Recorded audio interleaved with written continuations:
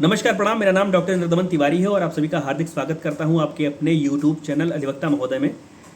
लखनऊ विश्वविद्यालय के LLB integrated 5 degree course में 4th year 8th semester 8वें semester की बात हम लोग करने जा रहे हैं। पेपर कोड है LB806B। पेपर 6 है, इलेक्टिव ग्रुप 2 है, क्रिमिनल ग्रुप B2 है, जिसमें पेपर फर्स्ट पेपर है आपका जुवेनाइल डेलिक्वेंसी। और इस जुवेनाइल डेलिक्वेंसी का जो आपका सिलेबस है पहले उसको डिस्कस कर लेते हैं। थोड़ा मैं भी इसको पढ़ लेता हूँ एक बार क्या है इसमें। पहली यूनिट में आपको nature and definition of juvenile delinquency का मतलब पढ़ना होता है। बाल अपराध से आप क्या समझते हैं या जो भी चीज़ें हैं वो क्या हैं। तो nature and definition of juvenile delinquency समझना है। Children in conflict with law समझना है। Causes for juvenile delinquency in India, कौन कौन से कारण है भारतवर्ष में जो जुवेनाइल डेलिक्वेंसी को बढ़ावा दे रहे हैं या कहें कि उसका जन्म दे रहे हैं, जनक हैं, क्या है। डिफरेंशियल एसोसिएशन थ्योरी यहाँ पर आपके लिए ज़रूरी है, पढ़ना है इसको आपको। एनोमिक का मतलब क्या होता है, गैंग सब कल्चर से आप क्या समझते हैं। दूसरी यूनिट है वो है origin concept and development of juvenile justice in India. बड़ा सवाल आपको यहाँ से मिलने वाला है। तो जुवेनाइल जस्टिस का मतलब क्या है, क्यों आवश्यकता जुवेनाइल जस्टिस टर्म की है, क्यों जेंडर जस्टिस की आवश्यकता पड़ती है, क्यों कभी मेल जस्टिस जैसा शब्द आपको नहीं मिलता है। तो जाहिर सी बात है कि जुवेनाइल जस्टिस इन इंडिया की बात है तो जुवेनाइल जस्टिस पर खास एम्फेसिस, खास फोकस, खास ध्यान देना है। क्यों देना है वही पढ़ना है आपको। Development salient features of juvenile justice act, कायदे से पढ़ लीजिएगा, 2015 का एक्ट है। जुवेनाइल जस्टिस एक्ट के अंतर्गत जो कॉन्स्टिट्यूशन है, जो प्रोसीजर है उसके काम करने का वो क्या है।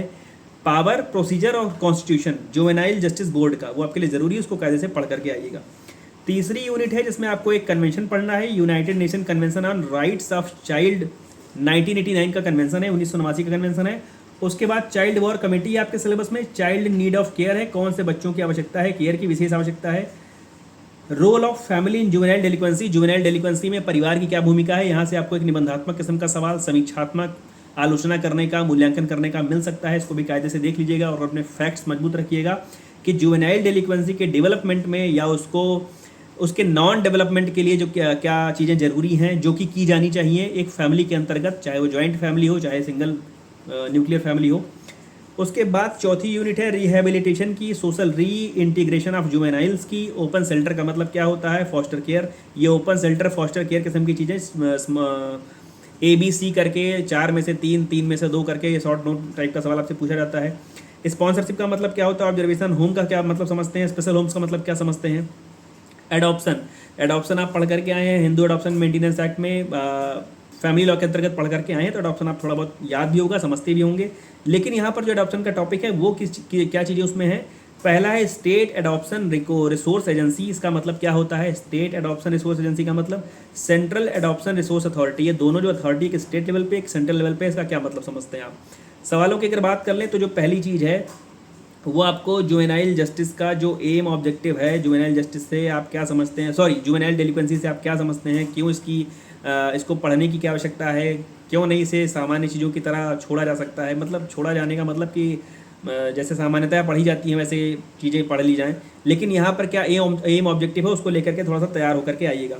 दूसरी चीज़ जो इसकी थ्योरी है, ये डिफरेंशियल एसोसिएशन थ्योरी है पहली यूनिट में। इसका मतलब आप क्या समझते हैं, गैंग सब कल्चर से आप क्या समझते हैं। डिफरेंशियल एसोसिएशन थ्योरी को खूब कायदे से पढ़ लीजिएगा, वो आपके लिए ज़रूरी है, वहाँ से सवाल पूछे जाने की उम्मीद है। बीजिंग रूल क्या है, बीजिंग रूल को भी देख लीजिएगा। बीजिंग रूल आप क्या समझते हैं, कौन सी उसमें नियम कायदे बनाए गए हैं। उसके बाद हम आगे बढ़ें तो जो डिफरेंस ये है जे जे बोर्ड में आपको पहले तो ये समझना है कि जुवेनाइल जस्टिस बोर्ड का मतलब क्या है। जुवेनाइल जस्टिस इन इंडिया को फिक्स करने के लिए, उसको कहें कि उसका ध्यान रखने के लिए, कहें कि उसके डेवलपमेंट के लिए, कहें कि उसके रिसर्च वगैरह के लिए या बेहतरी के लिए, डेवलपमेंट के लिए इस बोर्ड की स्थापना की गई है। तो जुवेनाइल जस्टिस एक्ट का जो सैलिएंट फीचर है उसके बाद आपको उसमें देखना है कि जुवेनाइल जस्टिस बोर्ड के पास क्या पावर्स हैं, कौन कौन सी शक्तियाँ हैं, क्या उनके पास फंक्शंस हैं, क्या करने के लिए होता है, क्या उनकी ड्यूटीज़ होती हैं जुवेनाइल डेलिक्वेंसी से निपटने के लिए। और जुवेनाइल जस्टिस बोर्ड का जो गठन है उसमें कौन कौन लोग शामिल होते हैं। कई बार गठन को भी उसमें किसी न किसी एक व्यक्ति, किसी न किसी एक सदस्य के लिए विशेष रूप से पूछा गया है। तो वहाँ पर आप ये चीज़ जरूर देख लीजिएगा कि जुवेनाइल जस्टिस बोर्ड से आप क्या समझते हैं। जुवेनाइल जस्टिस बोर्ड के पास जो कार्य करने की शक्ति है, उसके कार्य करने की प्रक्रिया है वो क्या है, वो जरूरी है आपके लिए। उसके बाद हम आगे बढ़ें तो जो चाइल्ड वेलफेयर कमिटीज़ बनती हैं, जब आप यूनिट 3 पढ़ते हैं तो वहाँ पर आप देखते हैं United nation convention on rights of child है। तो यूनाइटेड नेशन समय समय पर किसी भी जो कहें कि विश्वव्यापी मुद्दे हैं, मसले हैं, उस पर अपनी चर्चा करके कन्वेंशंस लाते रहता है। तो United nation convention on rights of child 1989 के बाद जो ये चाइल्ड वेलफेयर कमेटी की जो बात कही जाती है, जो चाइल्ड वेलफेयर कमेटी से आप क्या समझते हैं, क्या काम होता है, क्या उद्देश्य है, ये ऑब्जेक्टिव इनका क्या है। जैसे आप पढ़ रहे हैं जुवेनाइल जस्टिस बोर्ड को पढ़ रहे हैं, तो जुवेनाइल जस्टिस बोर्ड को जैसे आप पढ़ रहे हैं उसी प्रकार से आपको पढ़ना है जुवेनाइल जस्टिस, ये जो आपकी ये कमेटी है उसके बारे में, उसके बाद चाइल्ड वेलफेयर कमेटी के बारे में। उसके बाद हम आगे बढ़ें तो जो ये कन्वेंशन है, कन्वेंशन की बात हम लोगों ने कर ली।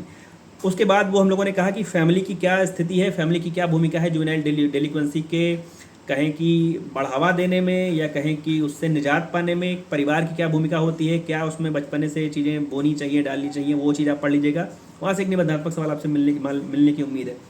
उसके बाद इनके रिहेबिलिटेशन की क्या व्यवस्था की गई है, जुवेनाइल के सोशल रीइंटीग्रेशन की क्या व्यवस्था की गई है, क्या आवश्यकता है रिहेबिलिटेशन की। कई बार ऐसा होता है कि गलत संगत, गलत लत में जब बच्चे जाते हैं, वृद्ध भी जाते हैं, प्रौढ़ भी जाते हैं, युवा भी जाते हैं, लेकिन यहाँ पर जो कि बात बच्चों की हो रही है, तो उनके रिहेबिलिटेशन की क्या व्यवस्था की गई है, उनके जो फॉस्टर केयर की बात की जाती है, छोटे बच्चों के फॉस्टर केयर की बात है, उनके स्पॉन्सरशिप की बात है, या स्पेशल होम से आप क्या समझते हैं। इस प्रकार की चीज़ें हम लोगों ने शुरुआत में भी कही हैं कि ये आपसे छोटे छोटे टॉपिक ए बी करके चीज़ें आपसे पूछी जाती हैं, तो थोड़ा सा वहाँ पर देखना है।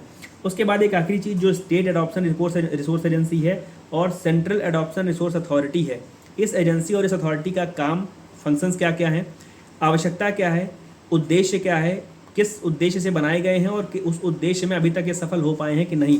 क्योंकि लंबे समय से जुवेनाइल जस्टिस को लेकर के, जुवेनाइल डेलिक्वेंसी को लेकर के लंबी बहसें होती हैं, लंबे सेमिनार कॉन्फ्रेंसेज होते हैं, नए नए कानून आते हैं, और चाइल्ड वेलफेयर कमेटी की तरह और ये जो एक्ट है, जुवेनाइल जस्टिस एक्ट है, इसकी तरह तमाम सारे कानून भी आते रहते हैं। तो ये कानून कितने हद तक जुवेनाइल डेलिक्वेंसी से निपटने में, निजात पाने में सफल हुए हैं, सक्षम दिखते हैं, जैसे वैसे हैं क्या, इस प्रकार से थोड़ा सा निबंधात्मक पढ़ करके आइएगा। हम लोगों ने बात की है जो डिफरेंशियल एसोसिएशन थ्योरी है उसको लेकर के, तो एक बार थ्योरी के बारे में पढ़ लीजिएगा, किसने उसको प्रोपाउंड किया है, किसने उसको बोलें कि प्रतिपादित किया है, वो थ्योरी किसने दी है, उसको देख लीजिएगा। और जुवेनाइल जस्टिस बोर्ड पे विशेष ध्यान दीजिएगा, उसके सदस्यों की जो संख्या वगैरह है उसको लेकर के, और उनके काम करने के जो तौर तरीके हैं उसको लेकर के। तो मुझे लगता है यहाँ से आपको कुछ जो सवाल हैं कुछ मिल जाएंगे, यही सवाल लगभग आपसे पूछे जाते रहे हैं, तो मुझे लगता है कि यहाँ से आपके लिए बेहतर पेपर आपका हो जाएगा। यहाँ पे जो एक गैंग सब कल्चर वाली बात है उसको चाहे तो आप थ्योरी के साथ जोड़ करके पढ़ सकते हैं, या चाहे तो आप जो गैंग सब कल्चर है उसका मतलब आप क्या समझते हैं, छोटे में क्या समझते हैं, उसको आप देख लीजिएगा कि क्या मतलब है। तो ढेर सारी शुभकामनाएं आप सभी को आपके इस छठे पेपर के लिए, मुझे लगता है आखिरी पेपर होगा। ढेर सारी शुभकामनाएं, आपको अगले सेमेस्टर में मिलते हैं LLB इंटीग्रेटेड 5 डिग्री कोर्स में 8वें सेमेस्टर। बहुत ढेर सारी शुभकामनाएं, बहुत बहुत बधाई आप सभी को, धन्यवाद।